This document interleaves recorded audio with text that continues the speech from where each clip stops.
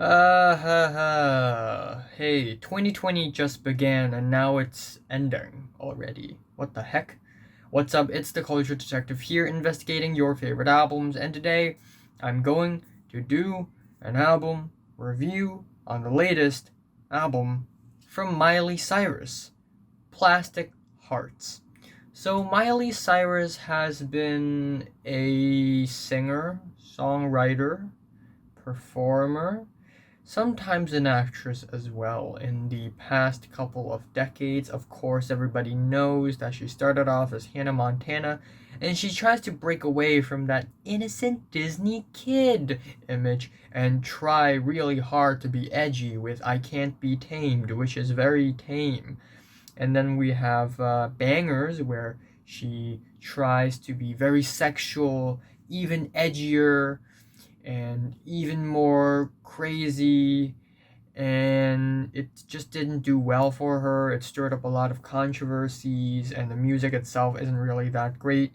She really did hit rock bottom with Miley Cyrus and Her Dead Pets, which is a nearly 1.5 hour long, absolutely dreadful album that ended up as one of my least favorite albums of the 2010s because of how just dud it sounds. It sounds like she's trying really hard to experiment, but every single experimental element just failed very, very badly. We have Younger Now, where she sort of returns to her country roots, and it's still a very generic album.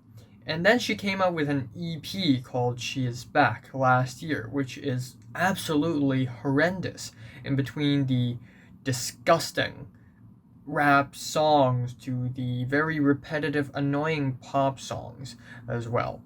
And Miley Cyrus has once again tried her very best to reinvent her own image on this album, Plastic Hearts.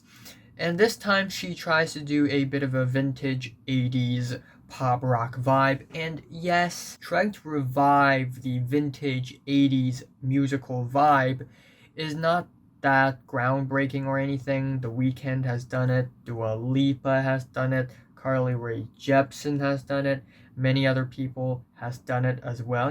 Just some 80s vibes, and I think one of the major factors for the romanticization of the 80s is, Stranger Things, of course. But anyways, back to this album. This album is a little bit more edgier than its 80s revivalism aesthetics. Now I shall coin this genre of music, this very specific genre of music, as 80s revivalism. But yeah, this album is slightly edgier and rougher than its contemporaries because essentially Miley Cyrus is trying out pop rock music. Yeah, I'm making pop music, but this time, pop rock. And it's not that bad, honestly. To my surprise, Miley Cyrus actually came out with a okay album. It's just okay, and of course it's not great, but given that it's Miley Cyrus, it's it's a huge improvement, I have to admit. So of course we have the album opener, What the Fuck Do I Know, and it's immediately a fun, energetic opener with a groovy bass, hand claps. Miley Cyrus's vocals are very raspy and deep, and for a bright pop song, it may not work out at all, but for an edgier, deeper sounding rock song, it kind of worked a little better. And there's also an acoustic break before the choruses, and overall, really, really good song. Though I wouldn't say the album is perfect at all, actually. The second track, the title track, is just an average melodramatic pop rock tune with these hand drum beats, which do not fit with the tone of the track at all. And the production is just very overblown. It's not good. The third track is basically a rootsy acoustic track that sounds very stripped back, trite, and generic, easily one of the biggest turnoffs in the album, and also the fact that the third track is really head scratching.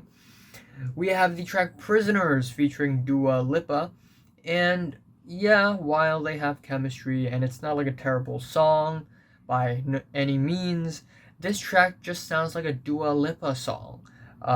with the groovy bass and whatnot. Also, it's the same kind of chorus as Physical by Dua Lipa, which is almost like a cover of a track of the same name back in the 80s. And the bass line of this track is almost like a Sting bass line.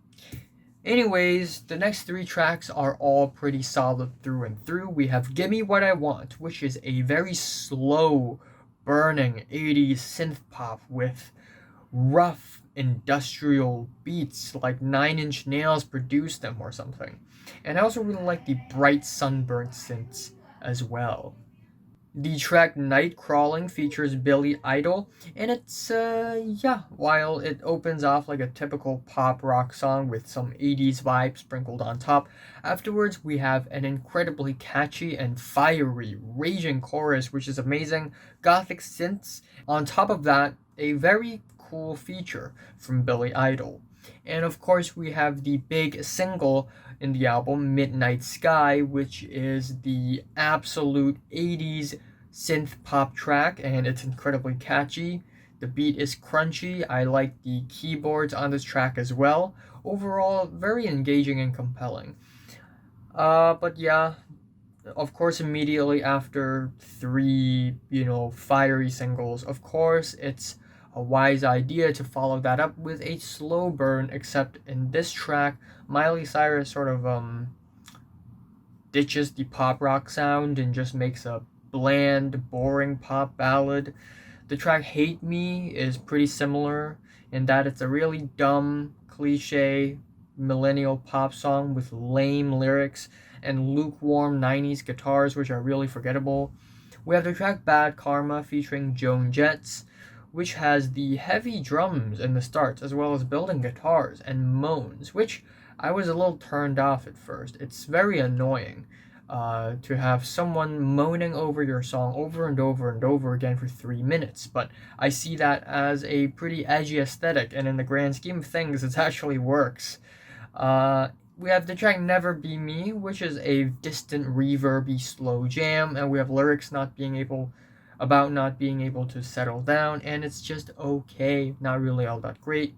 And the last track is Golden G String, which is a 3/4 slow jam, except the hook and the chorus never comes, so it's a little boring. And aside from that, we also have three more tracks. We have Edge of Midnight, which is a Midnight Sky remix. It's just a remix, not that special. We have two cover tracks, one where Miley Cyrus covers Blondie's Heart of Glass, and the other where she covers the Cranberries' Zombie. And both of these covers are just alright. It's not like she put like a totally new spin on it or anything. But I guess, there you go. There you go. Plastic Hearts. There you go. So yeah, my favorite track here is Midnight Sky, and my least favorite is probably Hate Me or Angels Like You. I am giving Miley Cyrus's Plastic Hearts a 6 out of 10. So, if you listen to the latest Miley Cyrus record from Entertainment G-Rate, like it, and subscribe if you want more, and thanks for watching. I will be reviewing Liturgy a couple days later. More Hong Kong local albums. This one's exciting. Aoba Ichiko. Yes. And I think that's it. Maybe I'll review like a classic album by the end of the year. For the lulz, of course.